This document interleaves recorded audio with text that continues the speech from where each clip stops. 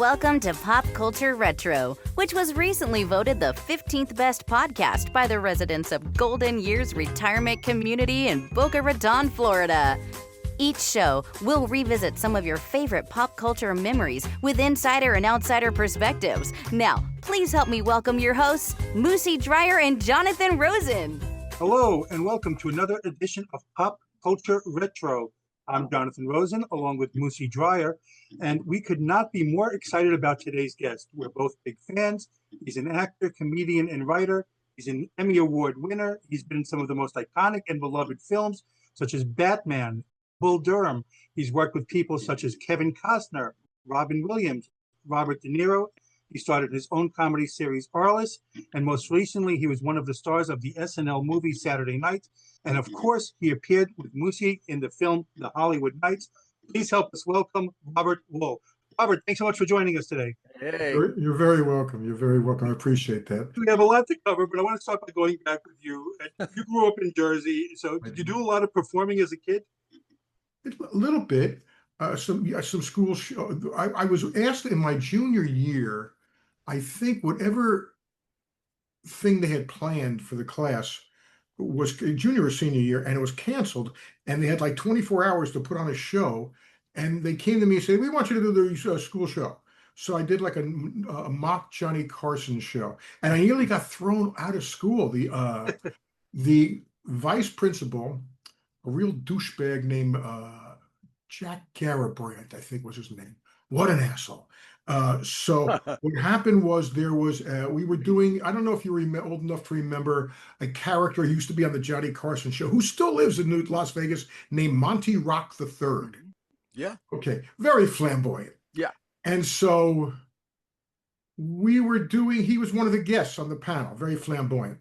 Well, I get between shows, because I had to do two shows, the vice principal pulls me over. Yeah, I'm going to throw you out of school. You got homosexuality. And I go, I didn't do what the fuck homosexuality. I didn't know from back then. But the amazing thing was, it was funny. And my mother happened to be at that show, who never went to school. I don't ever remember her but she went to see the school show. And she says, what is he talking about? So I was glad she saw that. But that's pretty much the only time I really performed in growing up. I mean, in college, I started. Yeah, I'm sure your heart was in a good place. You weren't trying to, be anything other than, you weren't impersonating a character. Right. But, this is funny, Robert. This reminds me that, so you've done Letterman, and we're going to get to all that too, but you've done Letterman and Merv and Mike Douglas and all and Kimmel or whoever, all these other people. And you only did the Tonight Show when he had a guest host. So maybe, how Johnny was sensitive. So maybe he knew about your Carson. I hardly think so. I think it was, I made the decision to go on. They said, you can wait and go on with Johnny, but I've been waiting so long. And I was on with both David Brenner hosting, and I think is it Gary, or was it Gary? Gary Shanley? Yeah, it might have been Gary. I know it was Brenner. They gave you an option I think to wait or go on now then? It was like, we have an opening here, or you could wait, and it could be another 6 months, or never, they could tell you that. So I made that choice, and it was fine. It was fine, You being a comic, though, like I would have such anxiety. I would just keep thinking, is Johnny going to call me over to the desk, or is he not going to call me over to the desk? Like that's the, line. Yeah. Because you get to kiss the ring. Yeah. And that was important because he could make careers. You would definitely have work. If somebody saw you on the Tonight Show and you did well and Johnny liked you, you'd probably be, you'd be working in Vegas as the opening act for Tom Jones. You'd be getting work. You may not get the TV series everybody thinks you're going to get, but you might. But he made big names overnight for people. Although, they had to bring something. They had to have the talent. It's not like Robin Williams was made by Johnny Carson or anything like that. He was going to be Robin Williams. But who were your influences growing up? Like, who did you watch when you were young and just, marveled at as comics? Here's the whole thing. First of all, I look at comedy a little bit differently. To me, it's all drama. And under theater and drama, you have the mask of tragedy and comedy. So it's all dramatic. It's just how you play it. So if it's not, you can have tragedy comedy too. So the people I enjoyed watching influences are from all over the place, and it's not just stand-up comedy. That was something I did.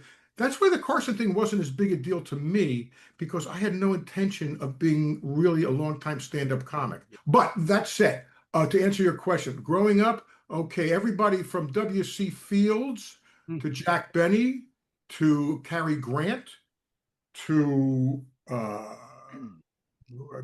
early on Jerry Lewis, and then he developed taste. Yeah. But he was an influence in the beginning. Neil Simon, Patty Chayefsky, Neil Simon, Kaufman and Hart, the playwrights. Let me think, who else was really good? Good comedy. I'm leaving out Billy Wilder. I'm leaving I'm leaving out Ernst Lubitsch and Carol Lombard and Myrna Loy and William Powell. And so I'm nice. It's not the stand-up, because I was doing stand-up, I mean, Pryor wasn't as great, maybe the greatest, but he really wasn't an Rodney. Woody number one. Yeah. Woody and Rodney, and my first gig is writing for Rodney. What about George Wallace? George Wallace, my favorite comic in the world. The first time I went to the comic strip, when I was thinking I'd rather go on stage, the comics were that night were the Reverend George Wallace. He was a reverend back then. He would come with the red robes and be the Reverend. George Wallace, Larry Miller, Gilbert, Jerry, probably. Who else? A guy named Ellis Levinson, a comic named Nancy Parker. But I mean, I go back with George. Yeah. To about 77. Oh. He was in the club with the Emperor. Yeah. You mentioned Rodney, and so that was one of the things that see about you, that you caught Rodney's attention, which is unbelievable. It's such a tribute to you. So not a bad person to take an interest in you. How did that all come about, and what was he like? When I was in college, Rodney was our favorite comic to watch. The jokes were just great, and the character was funny, but he had the greatest jokes. So I thought, maybe I was writing for local comics in Houston, and I said, maybe I can write some jokes for this guy. So after I got out of college, I was just starting out at the Improv. He had his club Dangerfield, so I had some jokes, and I went down and saw the maitre d', his partner Tony, and I said, I think I got some jokes for Rodney. He goes, okay, he's downstairs in his dressing room. So I go down there, and Rodney's there. He's wearing a robe. I don't know how much you know about Rodney. Rodney was an exhibitionist. Yeah. He would do this all the time. I mean, anybody will tell you this. His fly would be open, his pants are down, so he's got a robe on. And he says, and I said, I'm here to see, I may have some jokes for you. And he goes, I said, okay, he goes, go ahead and do it. And he says, I go, okay, well, I'm all right now, but last week I was in rough shape, Guy comes up to me at the airport. He says, loan me $5 till payday. I say, when's payday? He says, I don't know, you got the job. So, and he said stuff like, okay, kid, the jokes are good, but don't do me. And so I sold him some jokes that night. And he did one on the Tonight Show, a Tonight Show that I recently saw within the last year on YouTube. I watch it go. YouTube's got everything. So I watched and I realized, holy shit, this is the one I wrote. And there was the joke right there. And it's a joke you couldn't do anymore. It's a joke that, a lot of Rodney's act you might not be able to do anymore. My wife's so fat. I don't know how many of these jokes he could get away with. So you're not going to tell us the joke? Oh, yeah. It's, I'll tell you, I got to lose weight. So I went on the rice diet. I ate rice for breakfast, rice for lunch, rice for dinner. He goes, I've lost 5 pounds, but I keep folding my shirts. Oh my gosh. So, for those who don't know the old stereotype of the Asian. Yeah. No, you're right. They probably couldn't do it today. No. And that's it. But you know what, Robert? I gotta say, like, if someone were to ask me, okay, who do you think Robert Wuhl was influenced by? And now that we're talking about it, you're talking about Rodney. I would say, like, you're not ever impersonating Rodney. You're your own comic, your own actor. But there are similarities. Like you're quick, but maybe for Rodney it was actually more shtick. But for you, it's not. It's believable. This is, by the way, this is the portion where I kiss your ass, Robert Wuhl, because I've always admired you, as an actor and a comic. But like I've seen more of your acting than I have your stand up. But you're quick and just like the brightest one in the room, the funniest one in the room, and a very Rodney-is, very right there. Nothing's gonna get by you. You're the goalie of comedy. Anyway, that's what I got. I think Rodney probably did influence you, maybe even more than you realize. Go on. Well, and you're an amazing tennis player. Go. Anyway, so yeah, that's cool.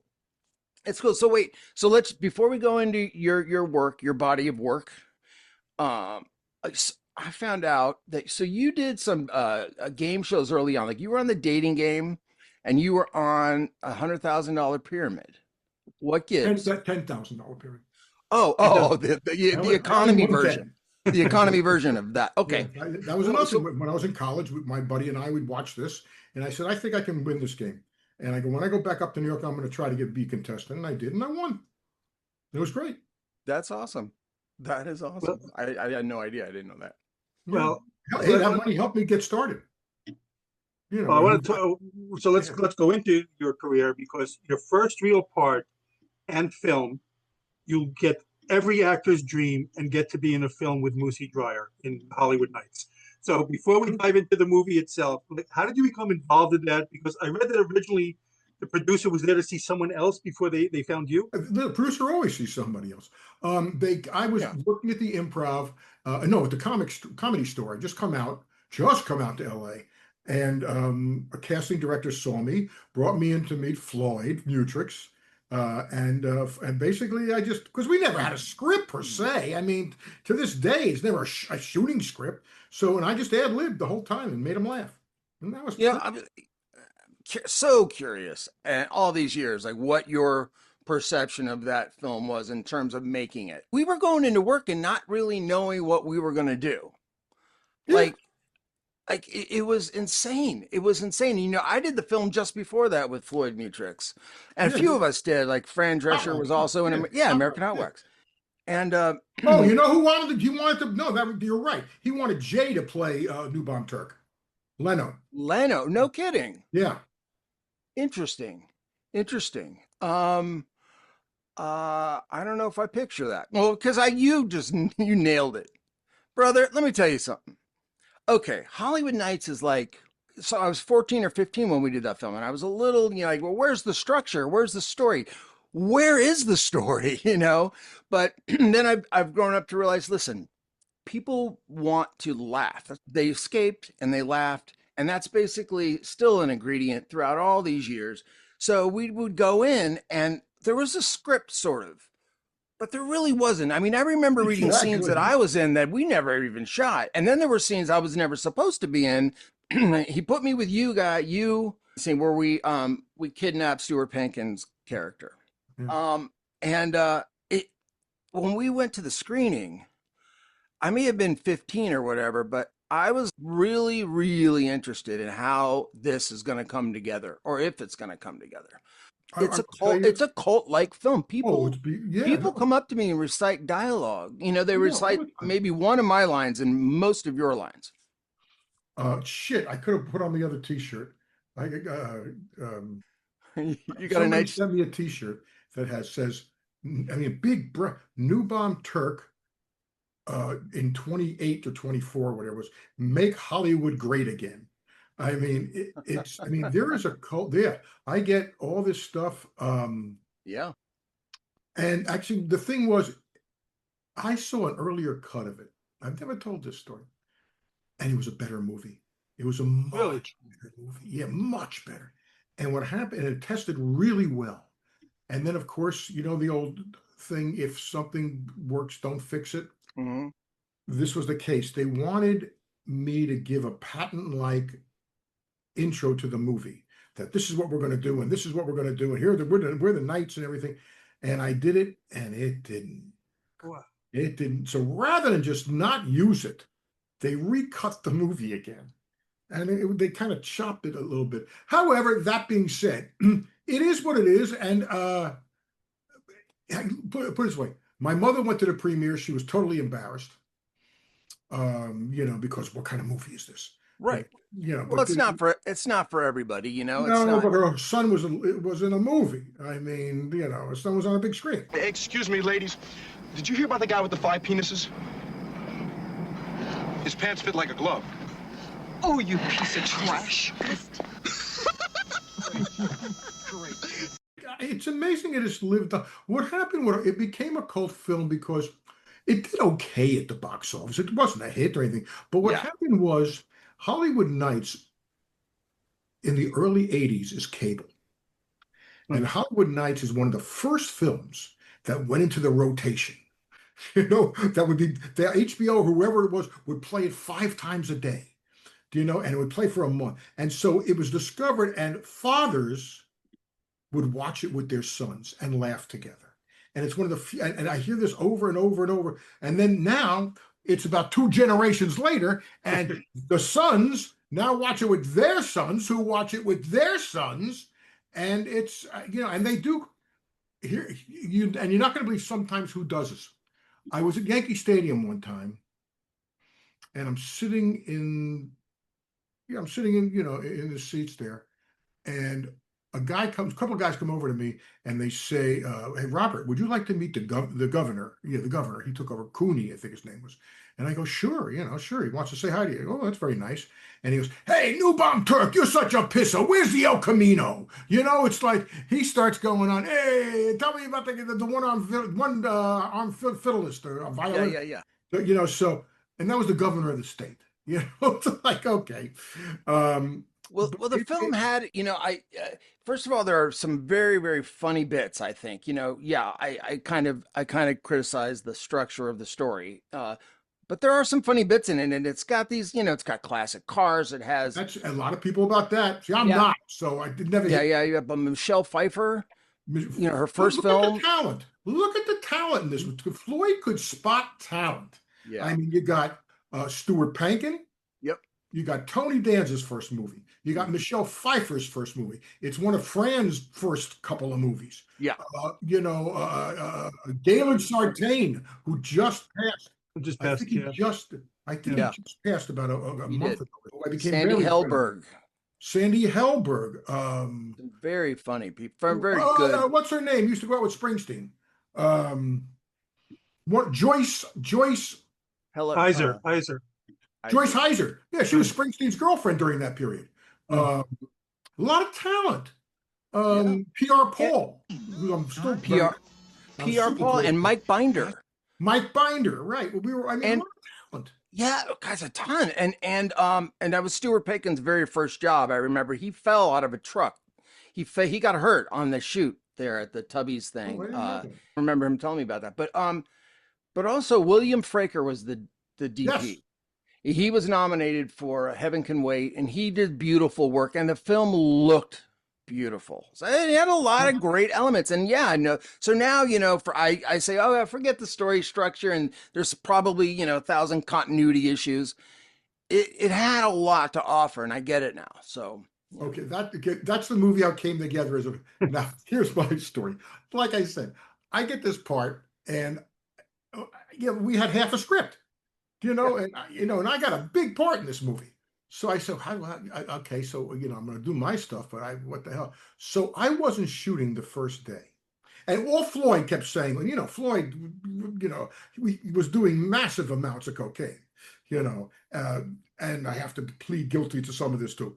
So I figure, okay, I'm not shooting the first day, but because this is I'm loyal theater guy, I'm going to show up at the set and give my support. And Floyd, was always, "Hey, Robert, we're doing it for rock and roll." Remember that? Yes. Doing it for rock and roll. We're doing it for rock and roll. And I'd say, "That's great, Floyd. Do you have any pages I could study or anything?" And he's in the bag by noon. He was in the bag drunk by noon the first day, because once principal photography starts, you get paid. So he's having a great time. And Fraker's his old buddy, and they're shooting 3 cameras. They're getting very creative, and they're shooting 3 cameras in a room the size of my office here. It's like they're getting awfully creative here. I mean, the camera. So anyway, I'm watching everybody screaming at everybody else. And I'm totally convinced I'm getting fired the next day. And then I think by noon they're over budget. So I see, what was his name? Bill Tennant. Do you remember Bill Tennant? Yes, yes. He was this is one of the top 10 assholes of all time. Bill Tennant, who was the executive producer, I believe, on this, he goes over to Dick Lederer, who was producing it, who's a great guy. And he says, and he's like furious, and he goes, okay, tomorrow, this shit stops. We're getting a new caterer. And I heard that, and I said, that's going to be the name of my memoir right there. We're getting a new caterer. That's hilarious. It's like, this is Hollywood, huh? Okay, yeah. Great. Let's go. Yeah. Well, I just want to say, as a fan, I can verify because I was young to see it in the theater, but Hollywood Nights and Porky's were the two that I remember constant stream. And I watched it again and again and again, both of them. And what's unfortunate is I don't know what happened, why we came up, because Hollywood Nights, I have no problem saying, is an infinitely better movie than Porky's. Infinitely. And yet Porky's came out about a year later, and timing's everything. And release. We could have had 4 sequels. I would have liked that. Yeah. Well, let's go on to some of the other films. So, because you were in some of the biggest films, not just ones that made a lot of money, but also ones that have just remained in the pop culture consciousness. So, I want to start with Flashdance, even though you didn't have a big role there. But this was like a relatively low-budget film that everyone saw, everyone parodied back then, directed by Adrian Lyne, who did Fatal Attraction later, Jennifer Beals. What were your experiences there? Because I can't see any way that you thought that was going to be a huge hit while making it. Okay, so after Hollywood Nights and something, there's about a 5-year period I'm not doing much. And at William Morris, the agents say, hey, Robert, come into the office. I want you to meet Adrian Lyne. He's directing a movie. He's a client. He's directing a movie, and he wants somebody to improvise 2 weeks of comedy. So I go in there and I meet him. Now, Moosie, here you go. Mm-hmm. And I said, and I start talking to him because if you remember, Hollywood Nights was produced by Casablanca Pictures. Mm-hmm. And that was Peter Guber and Neil, whatever his name was, who was Casablanca Records. So anyway, the other movie that they were doing at the same time, Casablanca Pictures, was a movie called Foxes with Jodie Foster. Oh, yeah. Directed by Adrian Lyne. So I start telling Adrian these stories about the craziness dealing with Casablanca and the picture, and he's laughing his head off. He's having a great time. So he hires me for 2 weeks on this movie, Flashdance. Now, they give me in my own nice, dressing room area. And I knew some of the producers. Who did I know? I knew Katzenberg. I knew who was it? Don Simpson. I knew. Why did I know Simpson? Because of my writing, I guess. But I knew Simpson.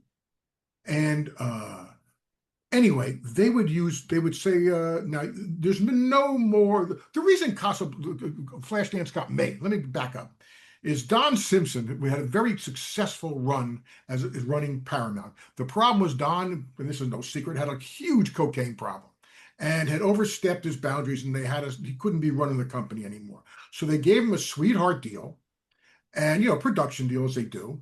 And they had a couple of movies, and there was a low budget movie, and they had a deal with Gruber and Peters, who then partnered together, and they had a deal. So they said, okay, let's make Flashdance, because Dawn Steele pushed for it. She was smart, and they gave it to him. Now they're making this movie, and Don knows me. He goes, Robert, anybody going to be using your trailer for the next 10, 15 minutes? No. Yeah, go use it. So, what are they using it for? Come on. So I'm watching this, and all I'm sitting is in this one scene, and I'm sitting behind Michael Nouri, who's the male lead, and I'm watching all this dancing, this whatever's going on, this an all male club, and these people doing this dancing on stage and everything, and then the cook comes out and does a comedy routine, and I'm saying, and then the girls come out and dance and they throw water on, and I'm going, what the fuck is this movie?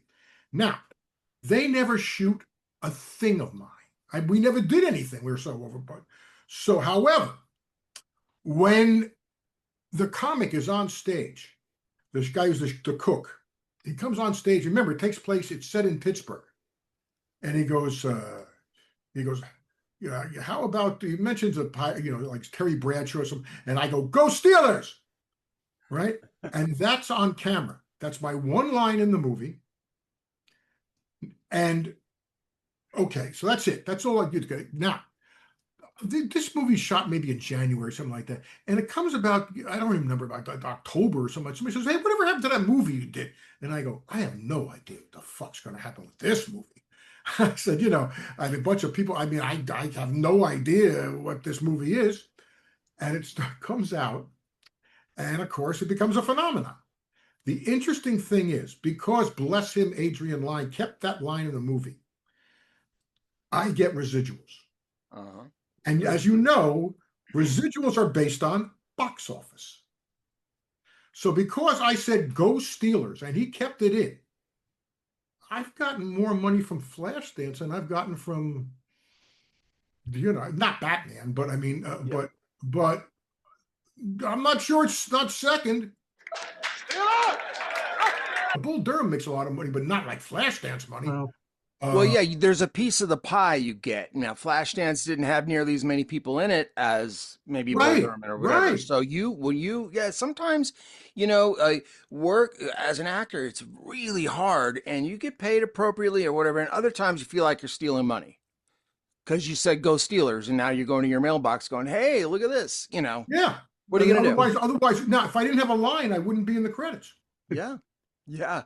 So Barry Levinson directed you in Good Morning Vietnam, of course, with Robin Williams. So I watched a couple scenes of it last night. You're in a room with Forrest Whitaker, Robin Williams, of course. And man, I miss Bruno Kirby. I gotta say, I loved that guy. I loved him as an actor. Everything about him, he was so good. Anyway, what was this film like? What was Robin? I think this was the one that launched him. Well, no, this is the first hit. This was the big hit. Yeah. He had done Popeye. He had done a couple of movies already, but they didn't, pop. Now, when I read the script, I immediately knew. I go, this is going to be a hit. This is going to be a hit because it's a perfectly written vehicle for him. Yeah. It gives him a structure in a storyline in which he could play off of. This is going to be a hit. So, and remember, I knew Robin from the clubs. I knew Robin before Mork and Mindy. We were comics together. So he trusted me. It would have worked with Robin Williams no matter what, and it's a perfect vehicle, like you said. But it worked better because Bruno Kirby's, I am funny, character that playing off of how well he did his role in that film. Always stuck with me, man. Yeah. J.T. Walsh, Noble Willingham, they're great. They're great. Yeah. I mean, that's a pretty well cast film. That's a pretty perfectly cast film. Yeah. And it's a good film. It holds up. I saw it. Well, first of all, it's period to begin with. So it's going to hold up. Like it was made. Yeah. It's not going to be outdated. Yeah. It's a fine film. It's a really good film. And Barry wants to play. I don't think. What did I have written? The Joey Bishop thing was written to a point. When I say, I said, comedy, something like Joey Bishop, why is he so funny? I don't think he's funny. He said, but why is he funny? And then I added, he seems like a nice guy, but my uncle's a nice guy. I don't think he's funny either. Yes. I mean, I added some stuff there, but we were all jamming, and Barry loves that. When you're jamming on the set and just let it go and just shoot it, he'll figure out a way to cut it together. I hope he loves it. He's working with Robert Wuhl and Robin Williams. I mean, Robert Wuhl was very thankful for that part. Hey, let me ask you a question. What is the appeal of Joey Bishop? I mean, the man's not funny. I know funny, and he's not funny. Don't get me wrong, he seems like a nice guy, but my father's a nice guy, and he's not funny either. Joey Bishop, I wish someone would explain this one to me. I want to ask about Bull Durham, because we're big baseball fans, Moosie and I. You're a big baseball fan, I know. I just watched it again last week. You were fantastic and phenomenal. And this is not one of the great baseball films of all time. It's one of the best comedies of all time. So, and we recently had on Tom Mount to produce the film, and we heard the studio wanted entirely different leads for all the characters. So, what are your memories for that? And well, okay, if you want to read a great book, not a good book, a great book about Hollywood and about baseball, Hollywood, and from all angles, what's it? The Church of Baseball, Ron Shelton's book, and it's about his becoming. You know, Ron was a baseball player, and he talks about growing up in Stockton, California, and his attachment to Eddie Matthews, that whole area, because he was from there, and becoming a baseball player, realizing when he got to AAA that he wasn't good enough. He wasn't going to be good enough. And then he goes back to college, gets a degree, and becomes a writer. He becomes a screenwriter. He does Under Fire and a couple other movies, The Best of Times. And then he writes this, and it was originally called The Player to Be Named Later. And it was about a second baseman, because Ron played second base. But then it was changed. And so Ron knew the world that he was writing in. But they wanted, the studio always wants different casts. First of all, the studio wasn't making the movie, period. They weren't making the movie. The only reason they gave the green light was Kevin had a movie that opened up that week. No Way Out, I think was called. Right, yeah. And it did really well box office that nobody expected. And so they had Kevin for like 24 hours. They said yes. The one they did not want was Susan. And they definitely didn't want Tim. There was a real jerk named Rob Fried, who was one of the things at Orion. And here's the story. You should read the book, because he takes you through the structure of building and then getting the movie made, thing about getting fired. It's one of the best. It's up there with the Goldman stuff. Rob Fried had a thing for Anthony Michael Hall, and he made Ron fly to New York to meet Anthony Michael Hall to play Nuke. So they were meeting at this restaurant, Columbus, which was a hot spot in New York back in the day. And Ron waits, and Anthony Michael Hall shows up about 90 minutes late. Now, Ron's an ex-ball player. Ron's a tough guy. It's like, so he's holding back because Ron also doesn't want to get fired. But he's holding back because Ron will mix it up.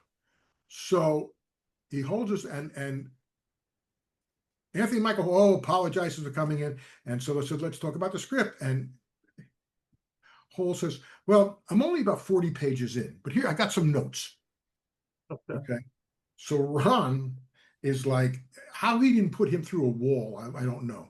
But Ron bid his time. He goes back to the hotel, gets his agent on the phone, and screams, your fucking client has the... First, he keeps me waiting for an hour and a half, and he tells me he's only written 40 pages. He can go fuck himself. And the agent's playing, Ron, it's a great part. He doesn't know what he's doing. Look, promise me, stay one more day. I'll get him to come the next day.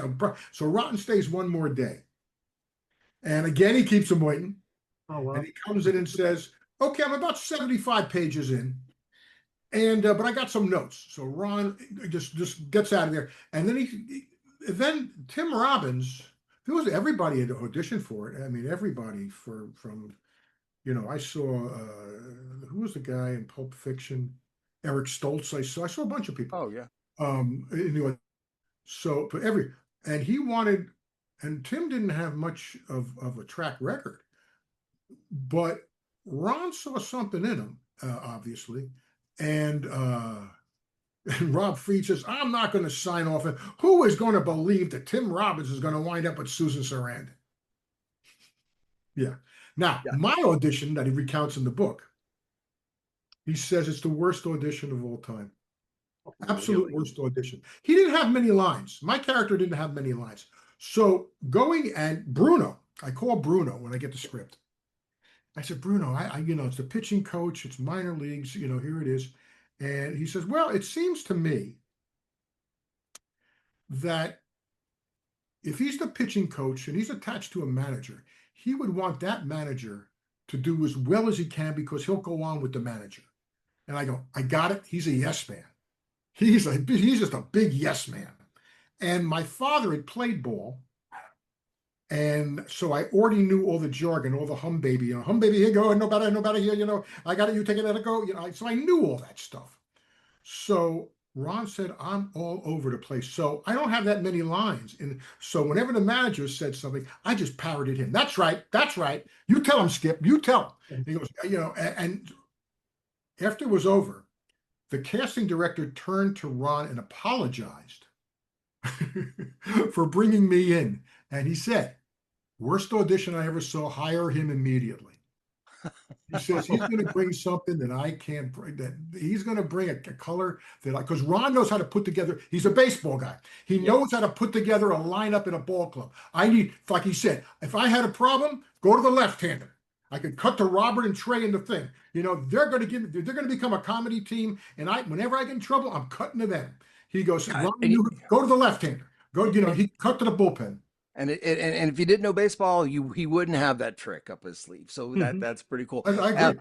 But case in point on knowing that you were going to bring something, Robert, can you walk us through real quick the scene, arguably the best line in the film, the funniest line in the film when you come to the mound?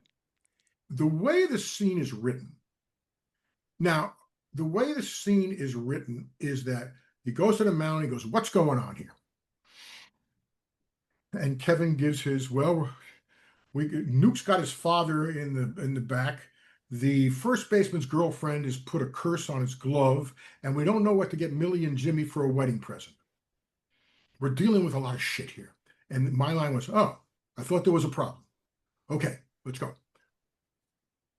And we shot it. Now, we also shot something you should know. It was the last scene of the night, and it's cold there. You'll see our breaths. We shot in November, and you'll see our breath on the mound, and it's cold, and it's at 4 o'clock in the morning. It's the last shot of the night, and so Ron says, "Okay, Robert, you've been sitting in the dugout all day. I know you've thought of a bunch of lines to say." He goes, "So 1 take, 2 cameras, get everybody, stay in character." Got to put it in post. A week before this happened, my wife and I were getting married, and I said to her, "Barbara, Parrot's getting married. What should I get? What we should get for a wedding present?" And my wife says, "Candlesticks always make a nice gift, or find out where she's registered and maybe a silverware pattern." So when Kevin went through the whole thing and said, the Duke's father's in the audience, the first baseman's, girlfriend put a curse on the glove, and we don't know what to get Millie and Jimmy for a wedding present. We're dealing with a lot of shit here. So I said, "Well, candlesticks always make a nice gift, or find out where she's registered and maybe a silverware pattern." Okay, let's get 2. Let's get 2. Yes. Ron says that's what makes the whole thing. He says that's release. It's the release line. This is not done. When they screen the movie, the studio, what scene do they want to cut out? Oh my gosh! The entire scene on the mound, the entire scene. They go. And Ron said, he goes, they kept saying, "It doesn't move the plot. It doesn't move the plot." And Ron said, "What plot? There is no plot in this movie." He goes, "This is what the movie's about." And the only reason that scene stayed in the movie, stayed online, is because when they did the focus groups and the polls, it was always the favorite or the next favorite scene in the movie. It's the only reason. The same jerk who wanted to put in Anthony Michael Hall, who wanted to put it, it's like, he wanted to cut out that scene. Excuse me, what the hell's going on out here? Well, Nook's scared because his eyelids are jammed and his old man's here. We need a live rooster? We need a live rooster to take the curse off Jose's glove, and nobody seems to know what to get Millie or Jimmy for their wedding present. Is that about right? That's right. We're dealing with a lot of shit. Okay, well, candlesticks always make a nice gift, and maybe we can find out where she's registered, maybe a place setting or maybe a silverware pattern too. Okay, let's get 2. Let's go. It was so human. It was just brilliant, man. That was brilliant. It was Bull Durham was special. We knew we were doing some good prose. Never figured it was going to have the reaction it did. Yeah, and become the movie. But it's Bull Durham holds classic. Up real well, and it's minor league. See, that's the other thing. Minor leagues, you can get not the minor leagues now, but minor league. It's it's a good movie. By the way, you know who their technical advisor was? Who was the actual coach of the Durham Bulls back then? Young guy named Grady Little. Oh wow, Red Sox, yeah. Yeah, and Dodger manager, Red Sox Dodger. Yeah, I was gonna say he was funny guy. He was a kid, but he was young back. I mean, he was a kid. Yeah. Wow. So let me ask you, Robert, about Batman. With you worked with so it was one with Michael Keaton and Jack Nicholson. Tim Burton directed, and there was a big backlash when it was announced that Michael Keaton was cast as Batman. Like 50,000 letters sent in protest to the casting choice, and that was before the internet. You just brought up the big point. What's that? Go ahead. This over and over. If there had been social media back then, there's no way the studio could have held on to Michael Keaton. But they would have never withstood the pressure. They would have, but not with social media back then. They got 50,000 letters. It would have been 5 million letters. Yeah. However, that being said, this Batman is Tim Burton. It's Tim Burton. Tim Burton should get a royalty from every movie ever made since. Every Marvel movie, every DC movie, most of should give a royalty to Tim Burton because he set the template. He was the whole thing. Because let me tell you, I once asked John Peters and Peter Guber, the producers, if it hadn't been Michael Keaton, who would you see as a part? And you know who they said? Who they would have gone after? Bill Murray or Steve Martin. Really? Okay, that's where their heads were at for Batman. They're thinking Pow Zoom Batman Adam West. Yeah. Tim Burton. It's all Tim Burton. He put the darkness on it. Yeah. It's funny because kids watch it now and say it's too jokey and corny, so they don't get it. But they don't realize how dark it was at the time. Oh my goodness. Your parents complaining about it. Here's the difference for me between the two, and I'll put. It's hard for me to judge this. Well, I've always said if you put the first incarnations of the Batman, which I think 4 of them, was there 4? There was 2 with Burton, and then Schumacher did 2, I think, right? If you put them hour to hour, from the first hour to the last hour, it gets progressively worse. It's like it just gets progressively, hour to hour gets worse. Now, the difference, however, between, let's say, the Dark Knight series, in my opinion, and like, say, Tim Burton's Batman, the first one anyway, even though it was darker, it's still a lot of fun. It's still a lot of fun. Jack is fun. Yeah. There's fun to, it's like, it's there's fun to it. I don't see any fun into the Dark Knight series, but it's a different thing. It's a different generation. This generation doesn't have the same type of fun. Everything's much darker, period. That's a totally, I once addressed a class at college, and I said, what is the preoccupation? This is about 10 years ago. I said, what is the preoccupation with the apocalypse? I said, we used to have an apocalypse movie every now and then. I go, we get 5 a year now, 10 a year. And he go, what is the preoccupation? And the guy, one of the students said something. He said, you got to remember, we all grew up after 9/11. I said, that's interesting. That's interesting. That is interesting. Yeah. And you're right. It was funny with Jack. Jack that was fun. He was funny. He was great. Yeah. Sorry, Jonathan. No, I was just curious. Did Keaton ever joke about on set about all the public outcry against his casting? Did he ever talk about that? No, I don't think Michael would care about that. Okay. I don't. Michael's tough. Michael's great. Michael's one of my favorite. Michael might be. Yeah. He's way up there as my favorite actor. I mean, and I knew Michael from the stand from the he was a stand-up comic, so I knew him from the Comedy Store, and I also knew that he had the chops because I had seen he came from Pittsburgh. And he had done a movie called Clean and Sober, he's really good in, a dark movie. So I knew he could do this. And you watch Beetlejuice, and Michael's good. You got to reprise your role in Crisis on Infinite Earths and Supergirl. Like, I love that whole crossover thing. How much fun was that for you to get to do that again? There is a malevolent force at work, one driven by a singular goal. I hope you're watching, big guy. It was fine. I flew up. I stayed in my hotel room. I watched the baseball game. We shot at midnight, and I think I got out at 6 in the morning and came back home. Oh wow! Yeah, I mean the whole it's like I would have flown back that night. It was just they asked me to do it, and they paid me, so I went. Okay, so we're here now, Robert. We're at Arliss. Okay. Okay. walk us through the conception of the show. It came before Jerry Maguire. Mhm. What happened was I was approached by Mike Tolan and David Picker. They had an idea they had pitched to HBO about a Spinal Tap of Sports series. Hmm. And this is the early 90s, it's about 92, 93 maybe. And I had done work at HBO. I'd done stand-up stuff and worked with them. So they said, see, Robert Wuhl's a sports fan. We like working with him. See if we can get him involved. And they told me the idea. I said, I've seen this. What I haven't seen is I want to do a series. Well, actually, it was a mini series, but it was originally, I'd like to do a series about a self-aggrandizing sports agent. Mm. And this is crazy to say now, but when I wrote it, and you're looking for a through lines, this was just when The Art of the Deal had come out by Donald Trump.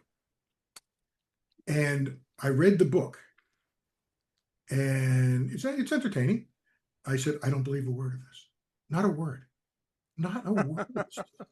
I go, but I love the idea because he's telling you what he did, how he did everything.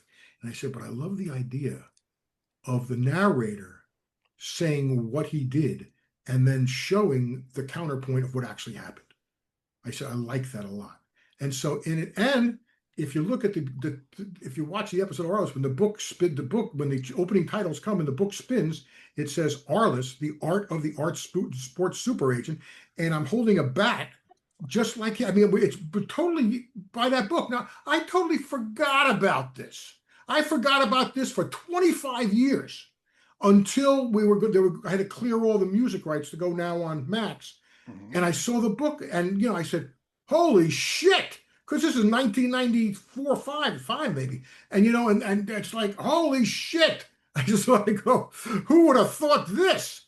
So, yeah. So there's that. So that's how it came about. And it took forever to get on the air. And we were never the critics' darling.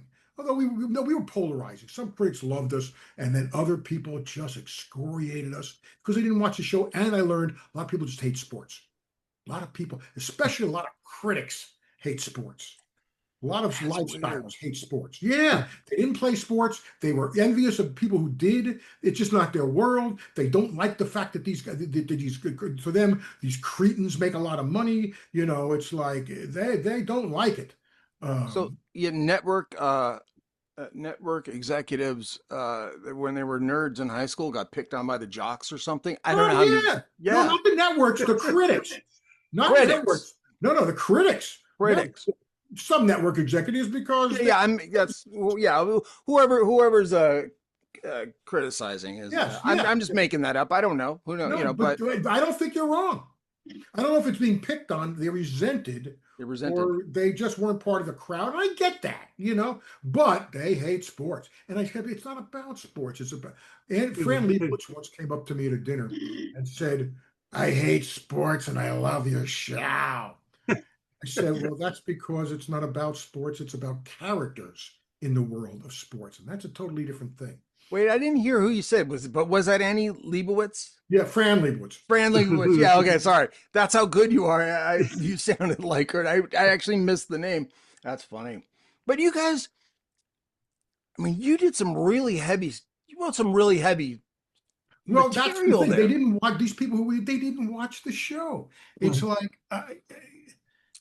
We did topics when I had to clear it, go through all the clearing rights. The people who were working at HBO then, they had never seen the show. They were, you're much younger.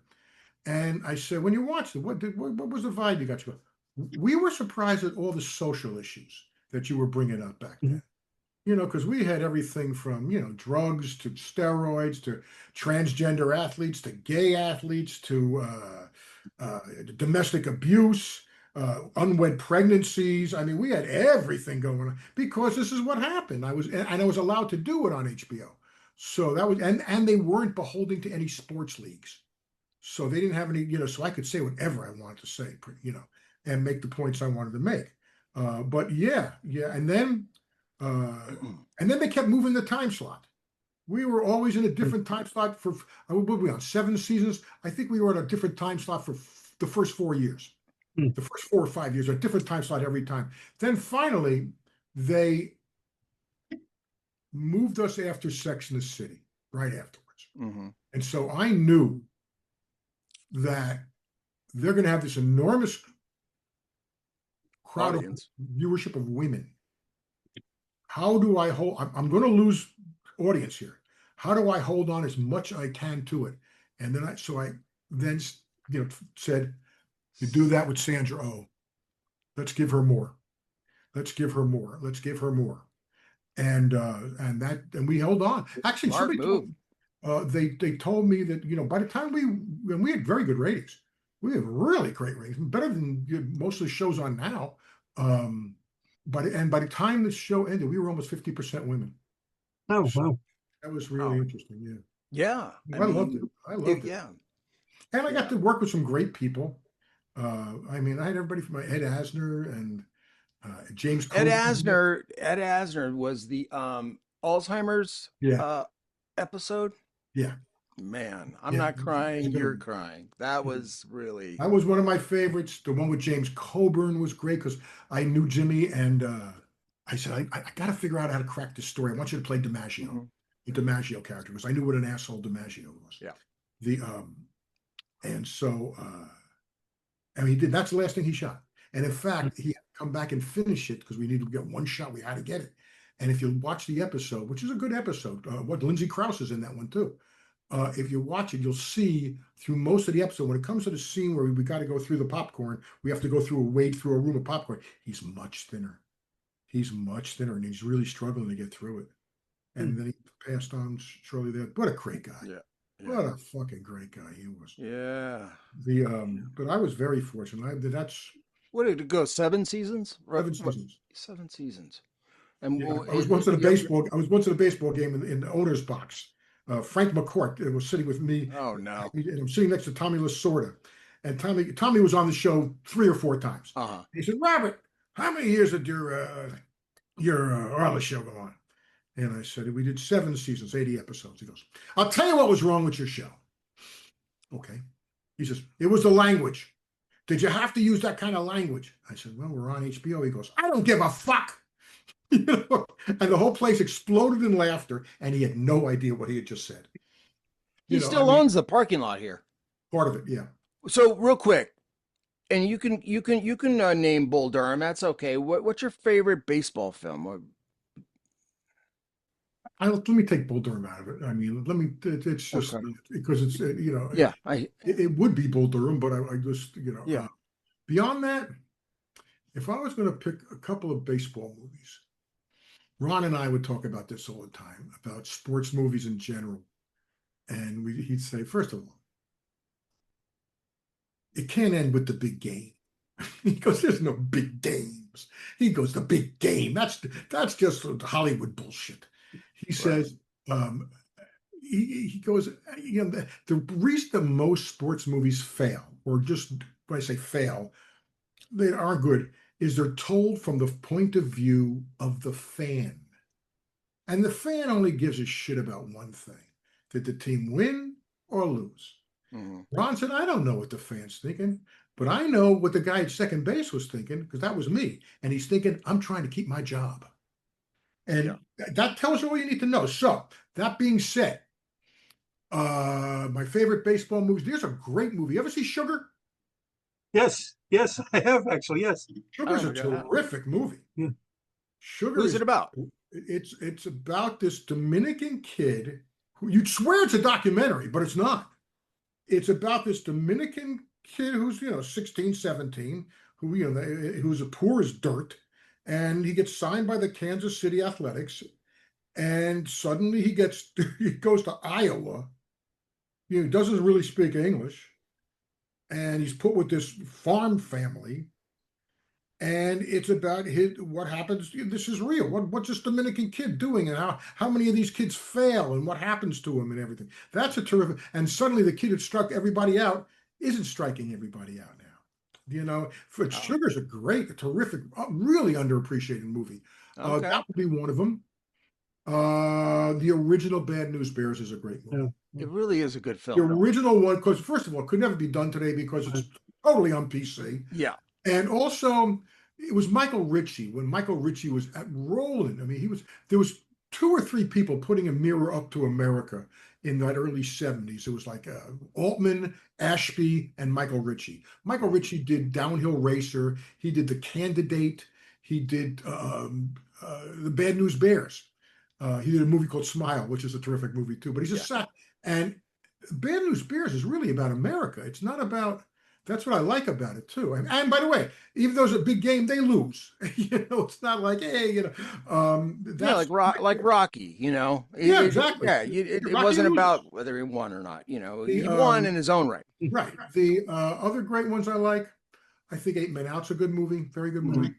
I think the one who people will always give me shit about, I should say it's a good movie. It's just not is The Natural. Good movie. And that's Barry's movie. Here, I know the backstory of how it got made and everything too. But here's the thing about The Natural, just the storytelling.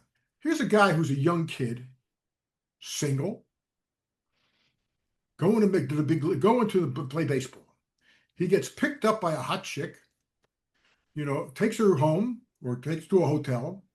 She shoots him. She jumps out the window. Why is he hiding for 20 years? He didn't do anything. Why is he hiding? What did he do? He didn't do anything. He's a single guy. Yeah. He didn't do anything wrong. Why is he? So that bothers me right off the bat. It's like the whole premise is like, why is he hiding? It doesn't make any sense to me. Yeah, that's a good point. It just totally takes me out of it. The other thing about it is, okay, and if you're familiar with the book or the novella, it's a great book. And they cleaned it up because it's Robert Redford. He does throw games. He does take money from the gamblers. He does all this stuff. And then finally, at the end, when he wants to come back and change it all around, they bring in the other guy. They bring in there for Natural. And he strikes out because the point of the book is talent without character is not enough. Okay, that's the point. Now, Robert Redford's not striking out. You got to remember, this was TriStar's first movie. They got all the money in the world behind this movie. Do you know this is going to be the whole thing? So, there's things you like, the hocus pocus, all the lights going off, the great music, which what he called Redford did not like the first time he heard it. But that's the problem with me. I don't understand why is he hiding? So I don't get it. So yeah, that's a great question and glaring right there on the tip of our nose too. It's. I never figured that out. Why is he hiding? What did he do wrong?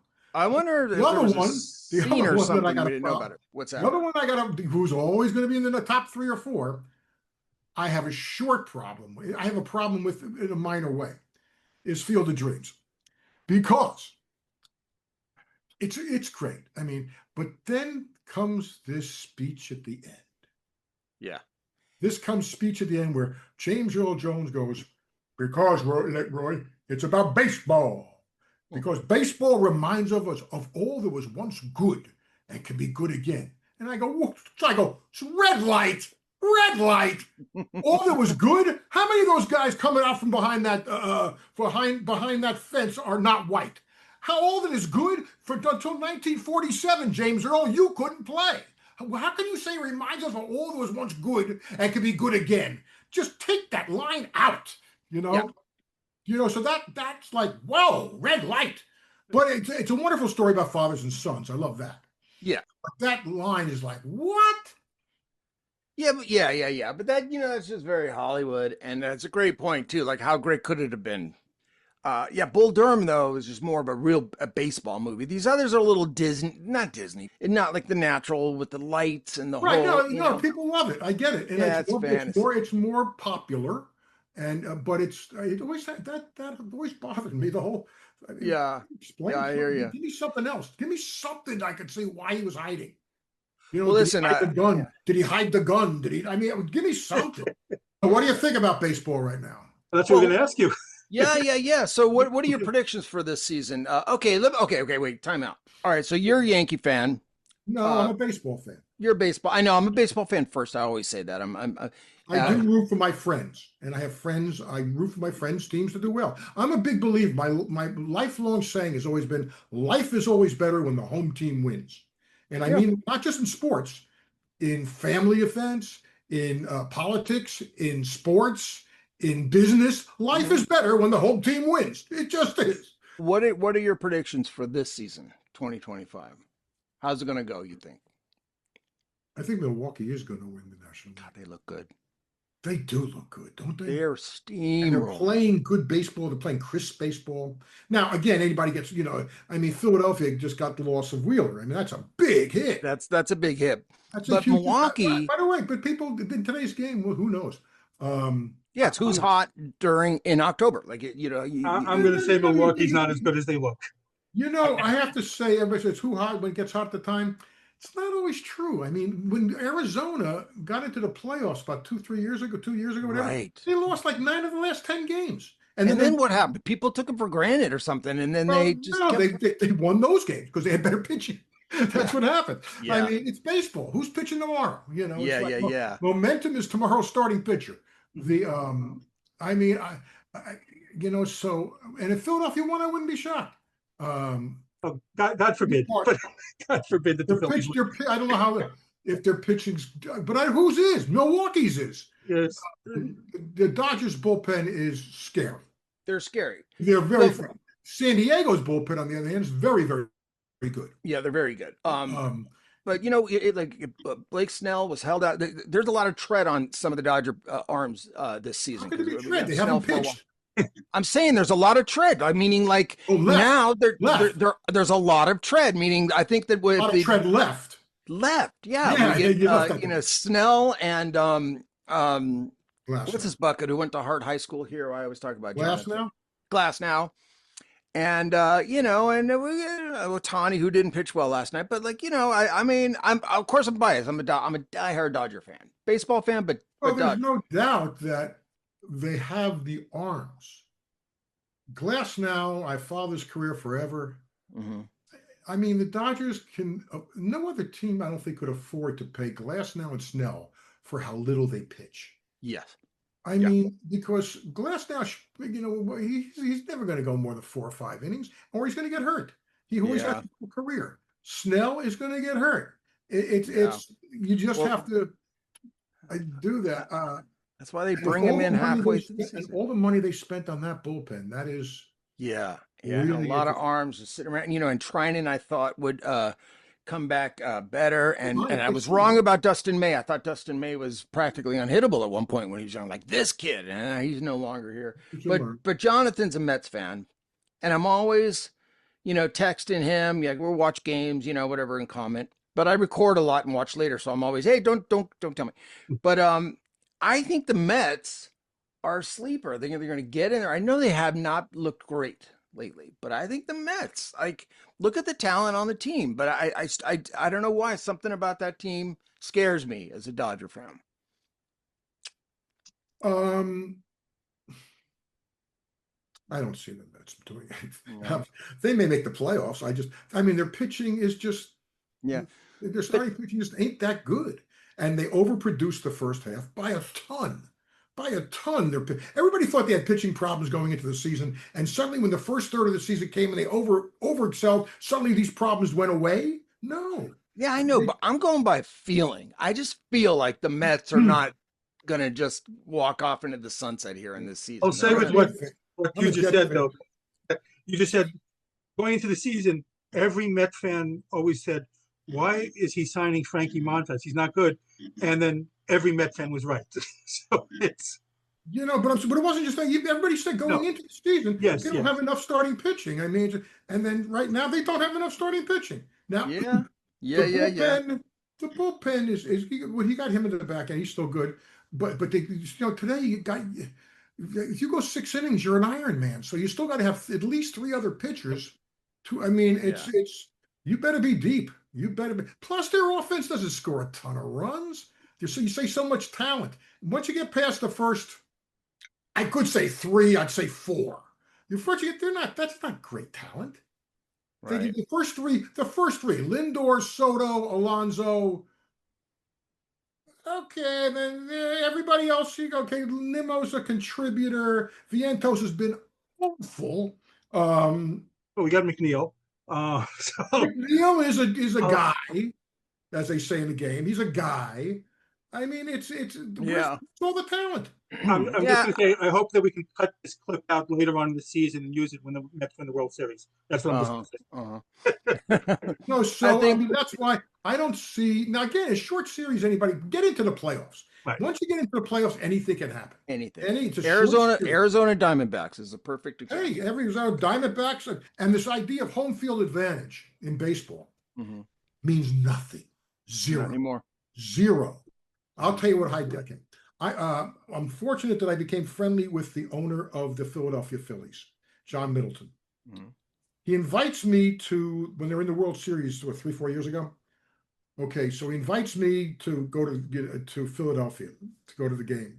Now, they had just split with Houston in the first 2 games, right? They had just split, and so they lost the first game, but they won the second, and now they were coming to Philadelphia. Now they're coming to our park. Yeah, and so when I was there, I have never been in a stadium that was so loud, so intimidating, that was so great. You know what happened in that game? They got no hit. Yeah. Okay? And they got no hit. And they lost the next 2 games at home. Okay, let's back up another year. The year of Arizona. Do you remember? Arizona, they were leading the series 3-2. They're going to play the final 2 games in Philadelphia. Oh, they're coming to our park. What happened? They lost both of them.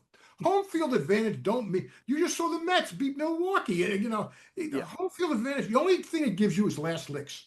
That's it. Yeah, you get the hammer. But, you also, I mean, got to say that there's might be a play or two come down to like who's used to how the ball caroms off the outfield wall or whatever. But if a pitcher who is visiting is on, it doesn't matter. It doesn't matter where. It's the same amount of distance from the rubber to the plate. I get it. Okay, lastly, then we've got to bring this home. But lastly, about baseball. All the new rules. Why did the Yankees? So Hal Steinbrenner waited till February of 2025 to lift the hair rule for the Yankees, the beards and all that stuff, and he only kind of half lifted it. It's got to be groomed. Who's got that job? Who gets to okay if the beard is groomed nicely enough to be? You can be sure they have spies. You can be sure the Yankees have spies. Yeah. Now about I'll let you go. But what's your take on Manfred? I can't stand him. I cannot stand him. I don't.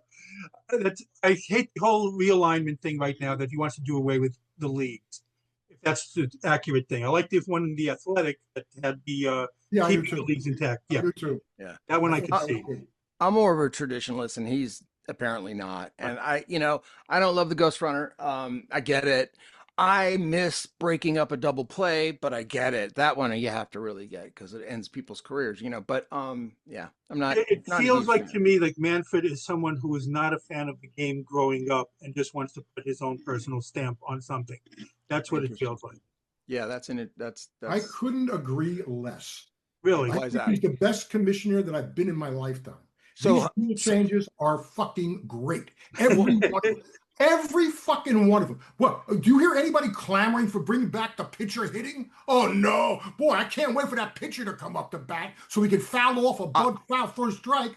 Okay, so we got that. Number 2, the pitch clock's the greatest fucking invention ever. Oh, that sped up the game, and that I'm with you on. Okay. Well, what else can I disagree on? And you're getting much more stolen bases, much more stuff happening with the bigger bases and stepping off the mounds. The Ghost Runner is fucking great. It is great. Nobody wants extra innings. Nobody. You know who doesn't want it? The players don't want it. The managers don't want it. The pitching coach, they lose their bullpen. They don't want it. The people who run the stadium don't want it. The broadcasters don't want it. The networks don't want it. It costs them money. No, the parking lot attendants don't want it. Nobody. And you know who else doesn't want it? The fans. Because if you watch a game that's in the 12th or 13th inning, you can count the number of fans behind the guy in one hand. And the networks don't want it. Nobody wants extra innings. And this puts a game forward. And they should put it in the playoffs. Then I stand alone on my island. I loved those marathon battles. No, you don't. Yeah, you love to read about them. You love to No, I'd stay up and watch that shit. Are you kidding? No, you're the one then. Nobody. I'm the one. No, I'm the one you're counting behind you in the stand. It's a business. You got to get people home. I don't like the pitchers limited on the amount of times you can throw to first base because it gives a tremendous advantage to the runner. That's it. I mean, does it? It's not showing it. No. Stats don't show that. That speeds up the game nice. I think that's like the time. More offense. They're going to do more. Yeah, I think I don't mind that one either because it speeds up the game. Like the pitch clock is brilliant. I went to the president of the Yankees and I said, Michael, listen, do you ever talk to the rules committee? I said, here's a rule that I would bring up to them. These ball players are, as you know, just cost too much money. Mm-hmm. You can't afford to lose a superstar for any part of the season. You can't afford when these guys are getting hit on the wrists and the hands. Yeah. You know, and suddenly Mookie Betts is out 6 weeks. Riley's out for the year, or so. Or you hit, what if you hit Ohtani in the hands, something like that? They go, you can't afford to lose these guys. So here's what you do: if a pitcher hits a batter above in the wrists or hands, it's 2 bases. It's 2 bases. It's not 1. It's 2. So now and you better pitch inside. You can pitch inside. Don't hit him because if that guy's on second, you got guys on second and third. They're scoring. But here's the problem with that. I get that. Oh, it cost more. It's going to put now somebody in scoring position. I get that. But there's a lot of plunking of a hitter when a team's down by 8 in the 9th. Don't hit him in the hands and the arms, just the forearms and the hands. I'm not talking about hit him here. Hit him in the midsection. I know, but if they want to hit him, they're going to hit him if they're down by 8 and they just want to. It's okay, but that's not 2 bases. Only when you get hit in the hands and you get hit in the head and stuff like that. Make that 2 bases. You know what that does? It's going to put more offense in the game, which is great. You know, why does the NFL grow every year? They change the rules so there's more offense. Yeah, they protect the quarterback. If you do that, the guys are going to cross the play a little bit more. They're going to come in, and if you're going to pitch, you just don't hit him in the head. Don't hit him in the hands.